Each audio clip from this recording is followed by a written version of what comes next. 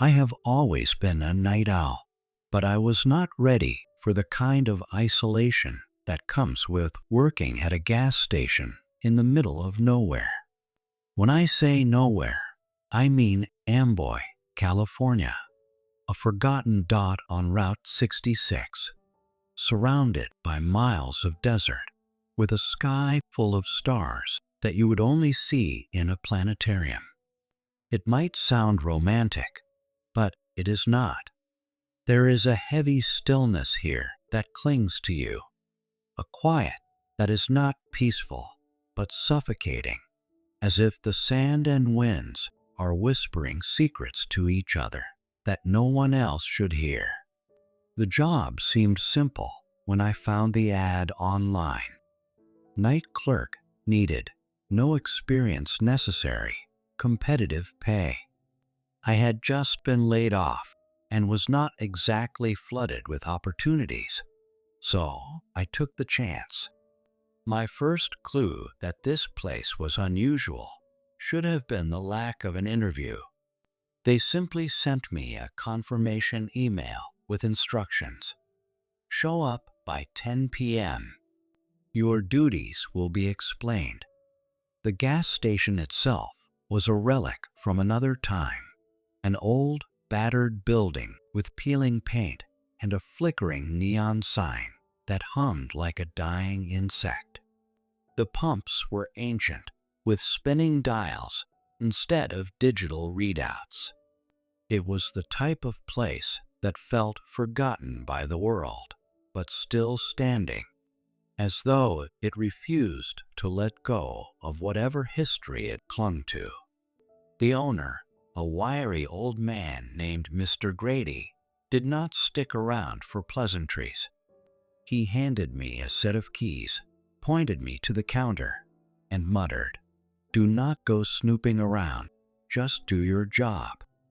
Before I could ask what that meant, he disappeared into the desert night, his truck kicking up a trail of dust. I thought I could handle it. I had worked graveyard shifts before, and I figured it would just be me, a pot of stale coffee, and the occasional lost traveler. But something about this place felt off.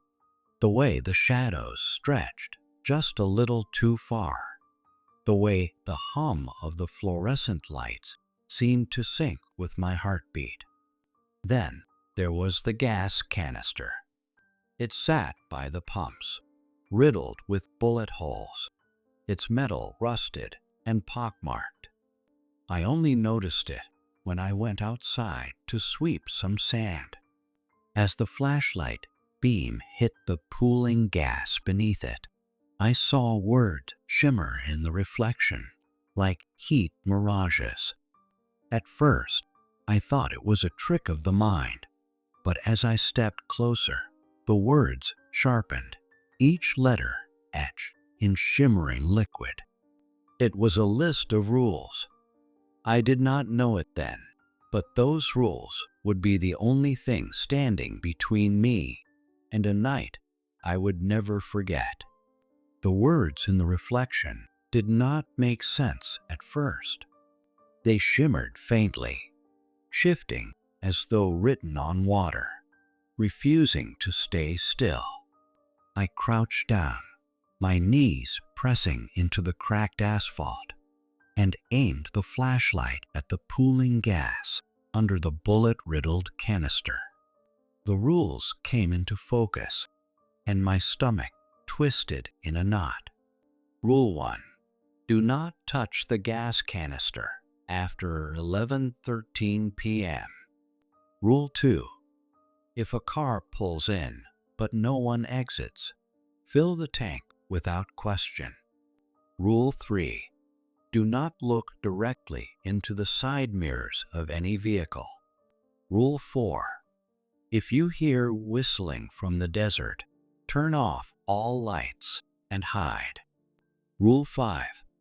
Never, under any circumstances, read this list aloud. A cold sweat crept up my spine. I thought it was a prank, someone's idea of a joke. Maybe Mr. Grady was testing me, though I could not understand why an old man would go to such lengths. I stood up, brushing dust off my jeans, and looked around. The desert stretched out, a void in every direction, illuminated only by the sickly yellow glow of the station's flickering lights. The canister groaned, as if it were shifting slightly. I stumbled back, heart pounding. I could have sworn it moved, but when I looked again, it was exactly where it had been. The pool of gas reflected the stars overhead, and the rules were gone, as if they had never existed. Yet a grip, I muttered to myself. Maybe it was the heat messing with my head. Even at night, the desert clung to its warmth like a jealous lover.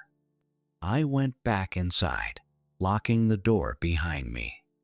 The interior of the gas station was just as eerie as its exterior. Rows of dusty shelves stocked with canned goods and snacks that looked like they had expired a long time ago. The counter was scratched and sticky in places, with an ancient cash register that seemed to sigh every time a key was pressed. A single clock hung on the wall, its second hand ticking louder than it should have in the oppressive silence. I could not shake the feeling that I was being watched, not by a person I would have heard them, but by the building itself. The walls seemed to lean in slightly, and the humming of the lights felt too synchronized with my breathing, as though the gas station were alive, waiting for something. It was 11:10 p.m. A car pulled into the lot, and I looked up from the counter, expecting someone to get out. However, no one did. The car just sat there, its headlights on and engine running. Its windows were blacked out, and even under the neon light, I could not make out any details. I waited for a moment, the seconds dragging on, and my gut told me to stay inside, but my feet moved against my instincts. The rules came rushing back to me. If a car pulls in, but no one exits, fill the tank without question. Those words echoed in my mind, like a chant I could not ignore. I grabbed the pump handle and stepped out into the night. The air felt thick, each breath heavy in my chest. I walked up to the car, avoiding its side mirrors out of instinct. My hands shook as I unscrewed the gas cap, and the tank made a gurgling sound as fuel flowed in. There was no movement from the car, no sound other than the rhythmic clicking of the pump. My senses screamed that something was wrong, but I did not stop. The rules did not say what would happen if I did not follow them, and I did not want to find out.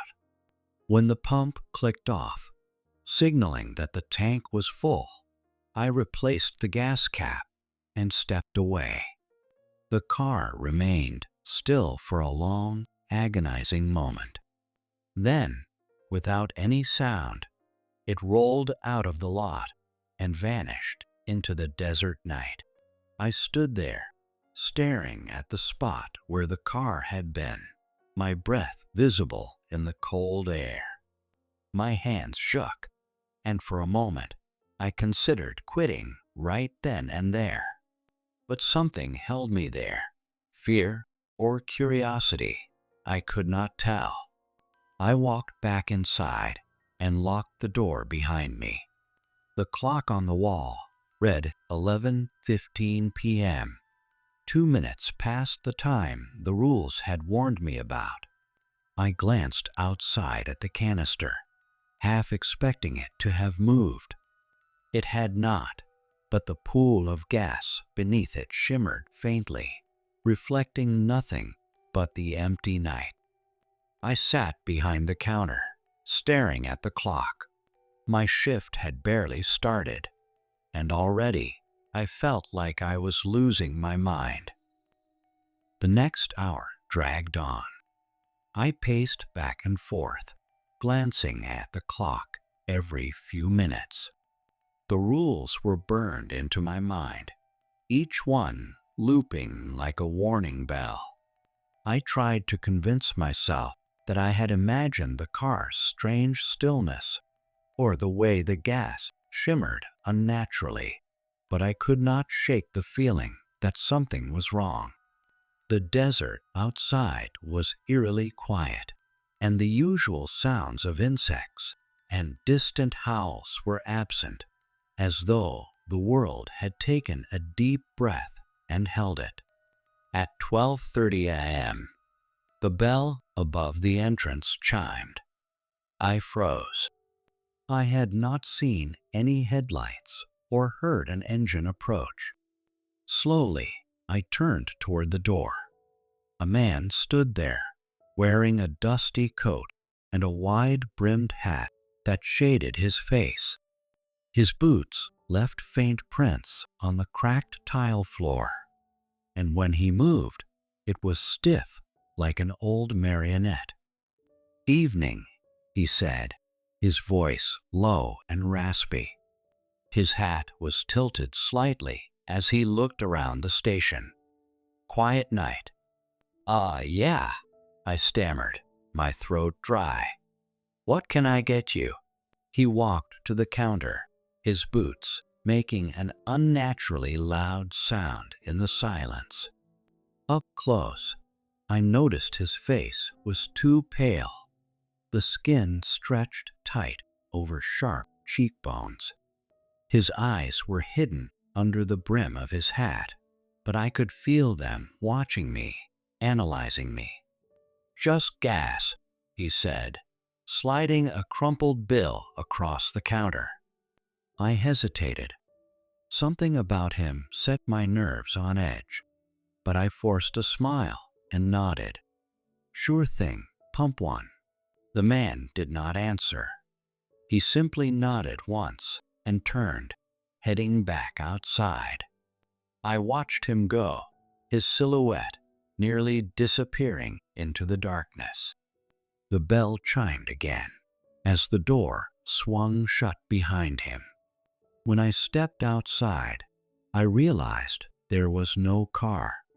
I stood there, gas pump in hand, staring at the empty lot. The man was gone, and so was the money he had handed me. My heart pounded painfully in my chest as I scanned the area, hoping to see taillights or footprints in the dirt. There was nothing, just me, the gas station, and the canister. The rules. My mind raced back to them, trying to recall if there had been a rule about people entering without a car. I could not remember. My breathing quickened as I fumbled with the pump, staring at the spot where the man had disappeared. I thought I heard faint laughter carried on the winds. I went back inside and locked the door behind me. My hands trembled as I reached for my phone, hoping for a distraction. Of course, there was no signal. The isolation of the gas station was not just physical, it was total. The clock ticked louder now, or maybe I was just imagining it. It was 12:45 a.m., and the air felt heavier, pressing down on me like a weight. I sank into the creaky stool behind the counter, my mind spinning with questions that had no answers. Then, from somewhere outside, I heard a faint sound of whistling. It started low, almost imperceptible, but it grew steadily louder, more insistent. My pulse quickened as I turned toward the windows. The desert outside was pitch black, and the faint glow of the station's lights did little to penetrate the darkness. The rules. My mind clung to them again, desperate for guidance. If you hear whistling from the desert, turn off all lights and hide. I scrambled to my feet, flipping switches and plunging the gas station into darkness. My hands were shaking as I crouched behind the counter, my heart pounding in my chest. The whistling grew louder, circling the building, accompanied by the faint crunch of footsteps on gravel. I covered my mouth to silence my breathing, squeezing my eyes shut as if that would make the situation disappear. The footsteps stopped just outside the door. There was no sound from the bell, and the door did not open for what felt like a long, agonizing moment. Then I heard a whisper, "You are breaking the rules." I froze, every muscle in my body stiffening. The voice was low, almost a growl, and it seemed to come from everywhere and nowhere at the same time. I did not dare to move or breathe. The seconds dragged on as if they were hours. When the footsteps finally faded, I collapsed against the counter, gasping for air. The lights flickered back on, casting their sickly glow over the gas station. I sat there, shaking, as the clock moved toward 1 o'clock. I did not know what would happen next, but I had a feeling the night was far from over. The clock continued to tick toward 1:15 a.m. The whistling and footsteps were gone, but the unease remained. My pulse thudded in my ears, and the fluorescent lights above hummed with an almost sinister rhythm. Every shadow in the store seemed alive, shifting slightly when I was not looking directly at them. I was about to convince myself to stand up when a loud crash shattered the fragile silence. The sound of breaking glass ripped through the night. My head snapped toward the front windows, where shards of glass now littered the tile floor. My heart sank as I realized the center window had been smashed from the outside. Someone or something was trying to get in. I grabbed the flashlight from beneath the counter, flicking it on with trembling fingers. Its beam cut through the darkness, casting harsh shadows across the room. I took a tentative step forward, my sneakers crunching over broken glass. Outside, the desert was as black as ink, its emptiness swallowing the weak light spilling from the station. The wind had picked up, rattling the metal sign above the pumps, but there was no sign of anyone or anything near the broken window. As I crouched to examine the shards, I saw it. The gas canister sat directly outside the broken window, positioned neatly on the cracked pavement. Bullet holes glinted in the moonlight, and dark liquid oozed from one of the punctures, pooling at its base. But it was not gasoline. It was too thick and dark. It looked more like blood. I scrambled back, the flashlight slipping from my hand and clattering to the floor. The rules raced through my mind, desperately searching for anything that could explain this.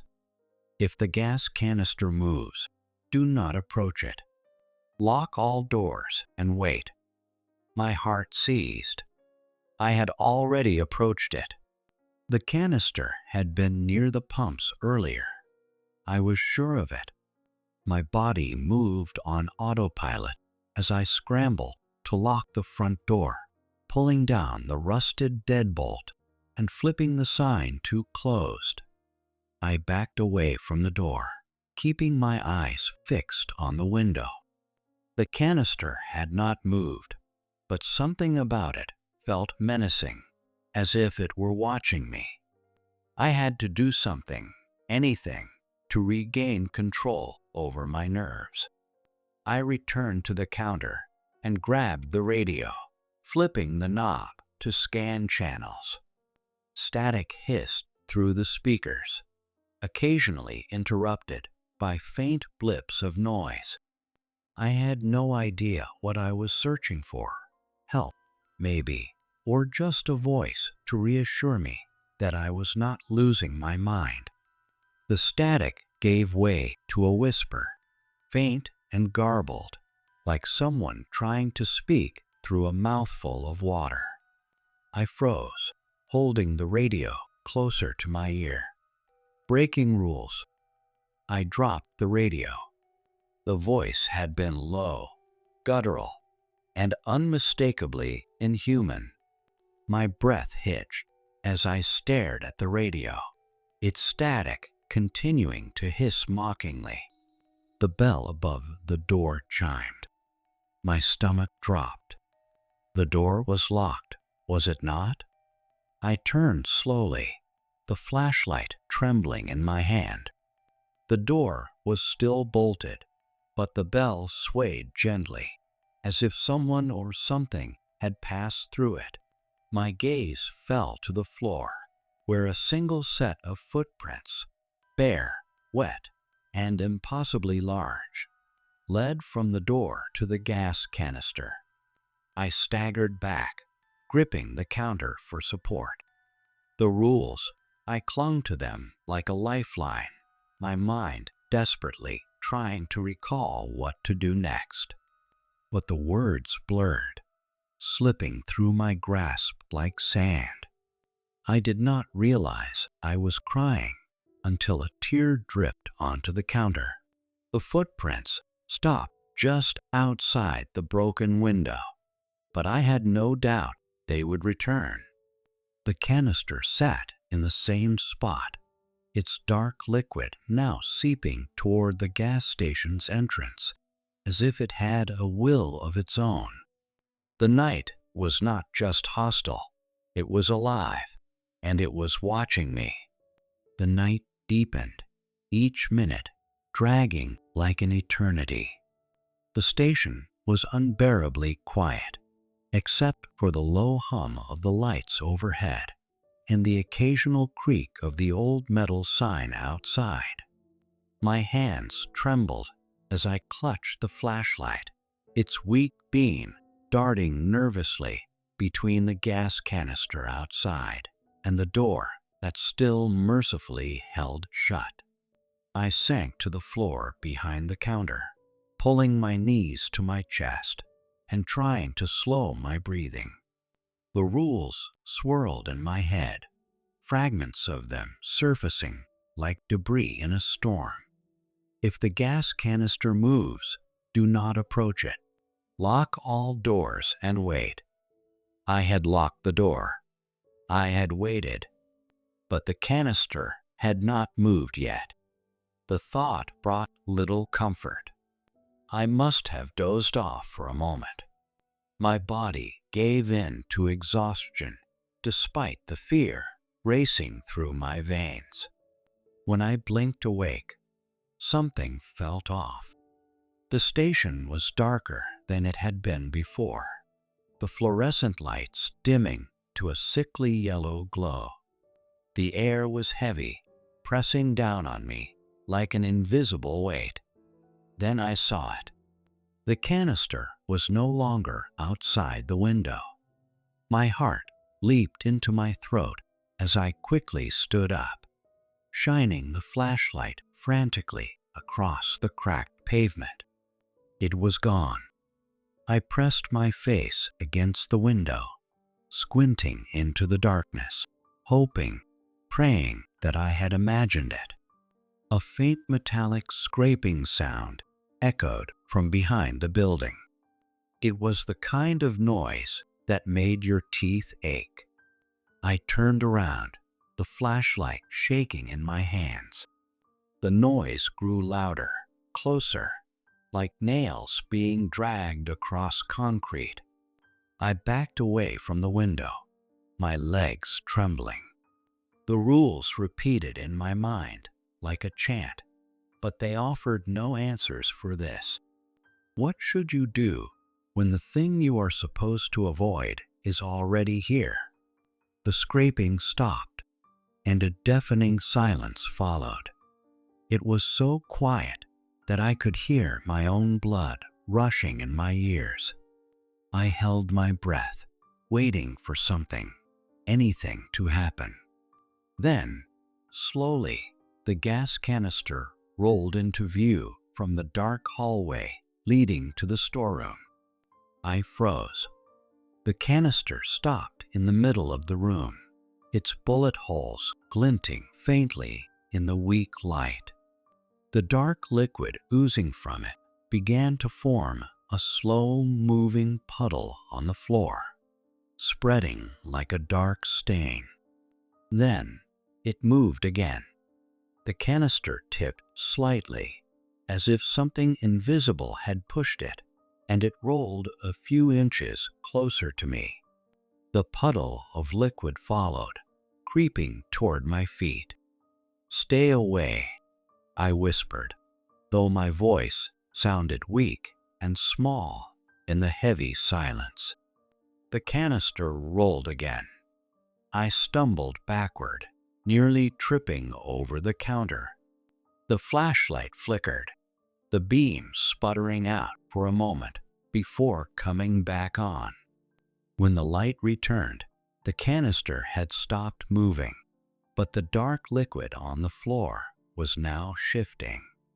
It slithered across the tiles like a living thing, moving with unnatural purpose. It was not heading for me. It was heading for the door. "No," I muttered, my voice cracking. "No, no, no." The liquid reached the base of the door, seeping into the cracks like it was searching for something or someone. My breath came in shallow gasps as I watched it crawl upward, moving toward the lock. The deadbolt began to rattle, the metal vibrating as if struck by invisible hands.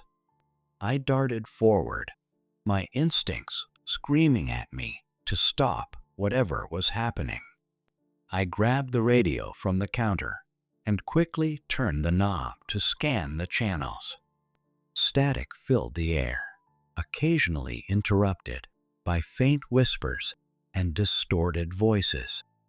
"Help me," I shouted into the radio, my voice echoing through the empty station. "Please, someone help me." The static hissed in response. Then, a voice cut through. "You broke the rules." My blood ran cold. The voice was low and rasping, filled with an unnatural menace. It was not coming from the radio. It was coming from the canister. The voice echoed in my mind, long after it had stopped. I stared at the canister, frozen in place, my thoughts scattered. My grip on the flashlight tightened until my knuckles turned white. The liquid had stopped climbing the door and now lay still on the floor, dark and motionless, as if it were waiting. The room was dead silent, except for my shallow breaths and the occasional flicker of the overhead lights. I glanced at the clock on the wall. 3:27 a.m. A few more hours until dawn, but time felt meaningless in the suffocating grip of fear. I moved back toward the counter, my footsteps hesitant and careful. Every creak of the old floorboards sounded like a gunshot in the stillness. My eyes never left the canister. It sat in the middle of the room, like a malevolent totem, daring me to approach it. Then the whispering started.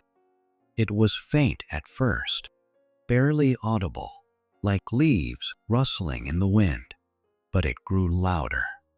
The voices overlapped, coming from every corner of the room. I could not make out what they were saying, but their tone was unmistakable. Angry, accusing, relentless. I spun around, the flashlight beam cutting through the darkness. The whispers continued, surrounding me, pressing against my skull like invisible hands. They seemed to come from the walls, the floor, the very air itself. "Who's there?" I shouted, my voice cracking. "Show yourself." The whispers did not respond. Instead, the shadows in the corners of the room began to shift. At first, I thought it was a trick of the flickering lights, but then I saw them move. Dark shapes slithered and crawled across the walls like living things. They gathered into vague forms, humanoid but twisted. Their limbs were elongated, and their faces were featureless. I stumbled backward, the flashlight shaking in my hands. The shadows moved closer, jerking and unnatural, like puppets controlled by an unseen hand. They reached for me with claw-like fingers. Their bodies dissolved and reformed with every step. "Stay away," I screamed, swinging the flashlight wildly. The beam passed through the shadows, scattering them momentarily before they reformed, darker and more solid than before. The whispers grew louder, their voices merging into a chaotic mix of anger and hopelessness.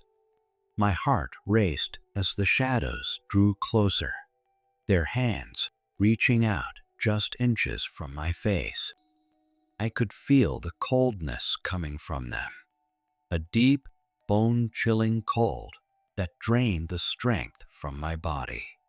In panic, I ran towards the storeroom, desperate to escape the shadows.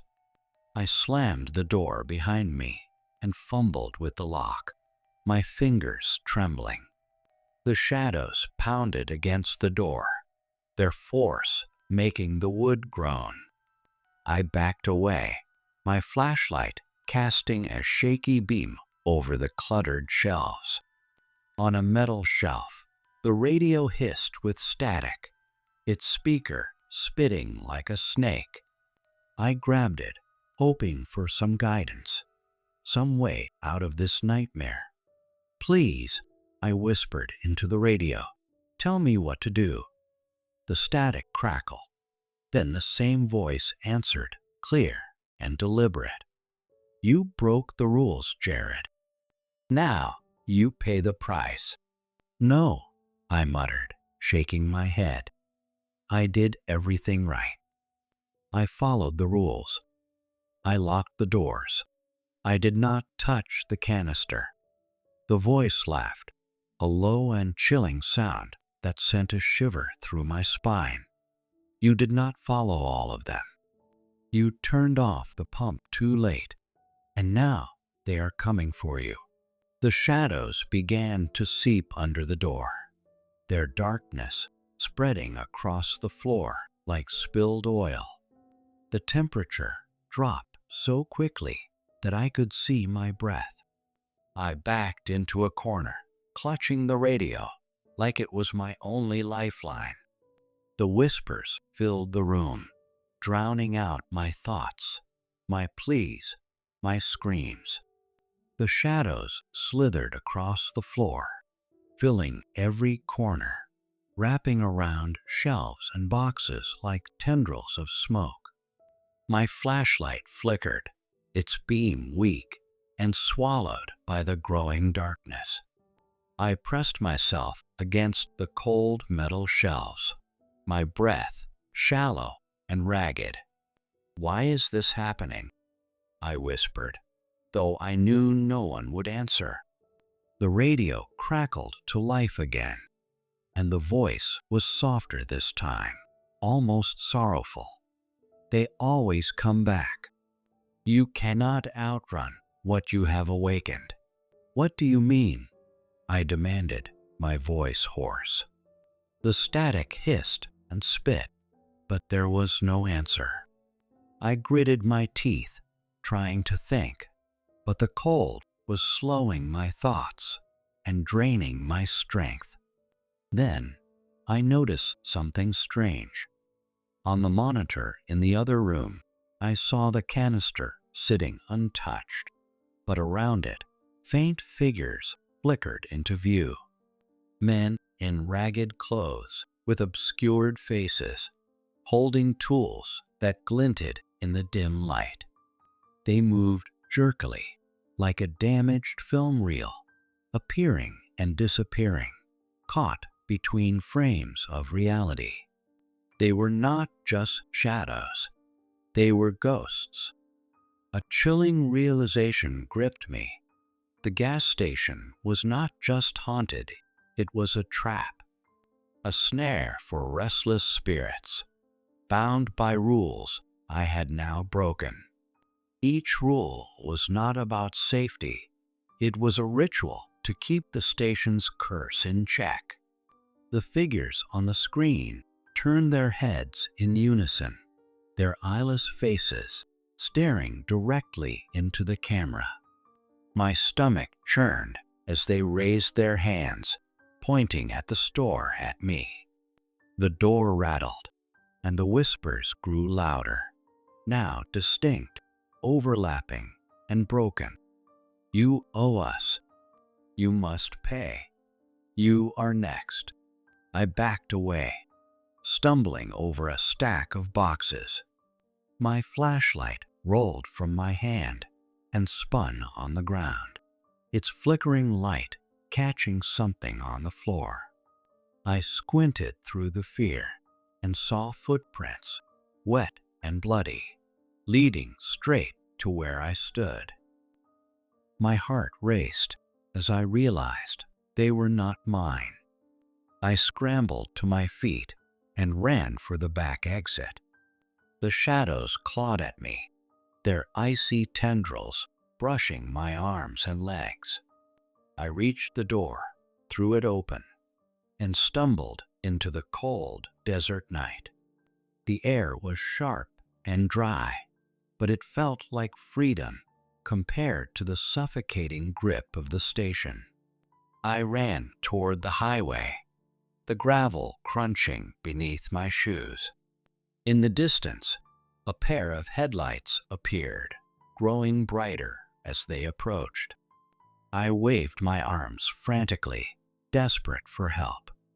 The car slowed as it neared, and I saw an old truck, its paint chipped and rusting.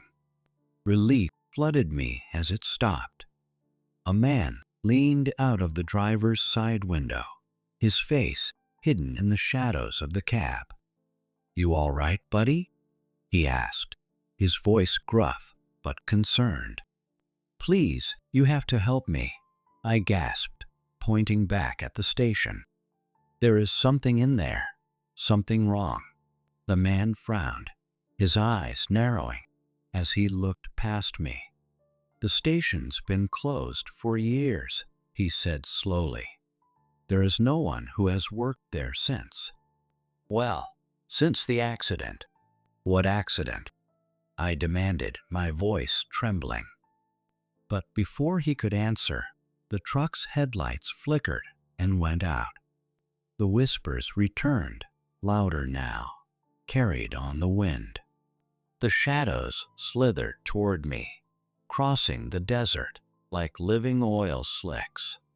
The man in the truck vanished, his vehicle dissolving into nothingness. I turned to run, but the ground beneath me gave way. I fell, my screams swallowed by the darkness as the shadows consumed everything. When I opened my eyes, I was no longer outside the gas station. I was back inside, standing behind the counter, as if nothing had happened. The familiar hum of the fluorescent lights overhead filled the air, and the register beeped softly, waiting for its next transaction. My heart sank as I realized I was trapped, pulled back into the station's cursed grip. My reflection stared back at me from the blackened window behind the counter, but it was not quite me. The figure wore an old oil-stained uniform that did not belong to me. Its face was gaunt, hollowed by decades of suffering, and its eyes, dark, bottomless voids, seemed to pierce through me. I staggered back, but the reflection did not move. Instead, it smiled. The radio on the counter crackled to life again, but this time the voice was different. It was no longer the low, raspy tone of the warnings I had been hearing all night. It was my own voice, distorted and distant, as if coming from a place I could not reach. "Welcome to your new shift," it said, the words dripping with cruel amusement. "No," I whispered, shaking my head. "This is not real. This cannot be real." The radio hissed in response, and the static seemed to bleed into the air around me, distorting the edges of the room. The shadows crept closer, pulling together into shapes I recognized from the grainy security footage. The ghosts of the station's past workers stood before me, their forms flickering like old film reels. A tall man in a worn-out uniform stepped forward. His chest was full of bullet holes, and his face twisted in a cruel snarl. "You broke the rules," he growled, his voice harsh, like gravel scraping against metal. "Now you will take our place." I backed away, shouting, "No!" I followed them. I followed every single rule. The man's eyes gleamed as he pointed to the gas canister by the pump. Its surface was slick with gasoline, and the reflective liquid revealed scenes that shocked me spilling gas from the nozzle, leaving the register unattended, and ignoring the shadows. The canister had been watching, recording every mistake I made.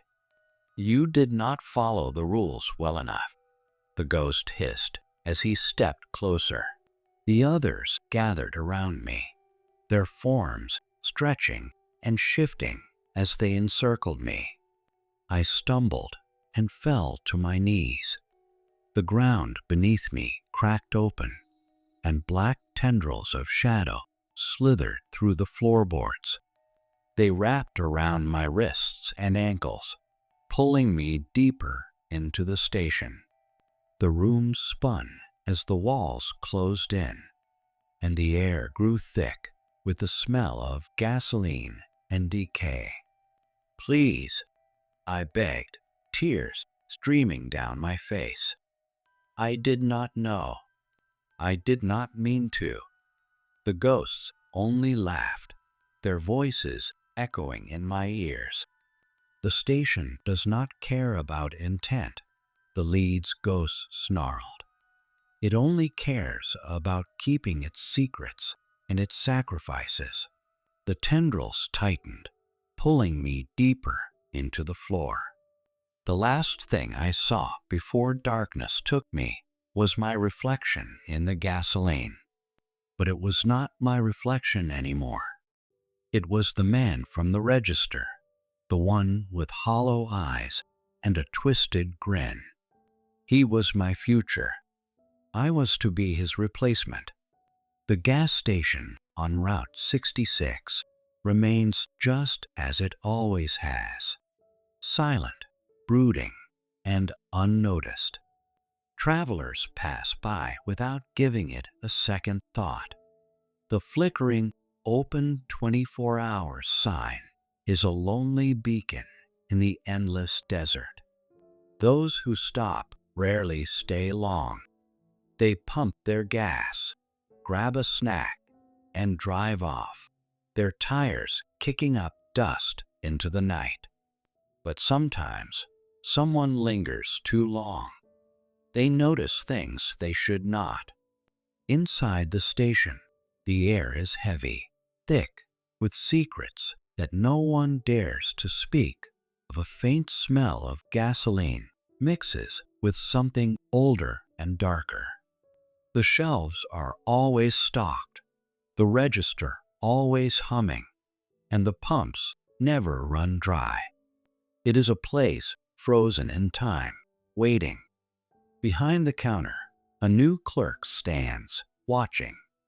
His uniform is freshly pressed, his posture stiff and awkward, as if he has not yet settled into his new role. His name tag reads Jared, but his face, though familiar, looks distant, almost hollow. His eyes dart nervously toward the windows. Jared's fingers nervously toy with the keys to the register. He does not speak much, and when he does, his voice carries a tone of resignation, as if he knows something no one else does. Outside, a car pulls into the station, its headlights cutting through the dark. The driver, a woman in her late 30s with tired eyes and a worn expression, steps out of the vehicle. She walks into the station, her boots echoing on the linoleum floor. Jared looks up, his face showing a mix of recognition and fear. He does not greet her. There is no need to. "I do not need to pump too," she says, placing a crumpled bill on the counter. Her voice is flat and distant, as though she is used to being ignored. Jared nods and rings her up, his hands trembling slightly as he slides her change across the counter. The radio crackles, faint whispers just out of reach. Jared stiffens, his eyes darting to the gas canister by the door. Its surface is slick with fresh gasoline, and the reflections within swirl like ripples on a disturbed pond. The woman does not notice. She walks back to her car, unaware of the shadows that seem to stretch toward her, eager and hungry. Jared watches her leave, his knuckles white as he grips the edge of the counter. He knows what is coming. He has seen it all before. As the car drives away, its taillights fading into the night, the radio releases a final burst of static. Jared exhales shakily, his shoulders sagging. He has survived another night, but deep down, he knows the station will not let him go. It never does. The security camera feed flickers on the monitor, showing the empty gas station bathed in the pale light of the neon sign. But if you look closely, really pay attention, you might see them, the ghosts of the past, lurking just beyond the light. Their faces are twisted with rage and despair. They are waiting, always waiting for the next unsuspecting soul to wander into their trap. Jared? He is just another piece of the puzzle, another pawn in the station's endless game, a game no one ever wins.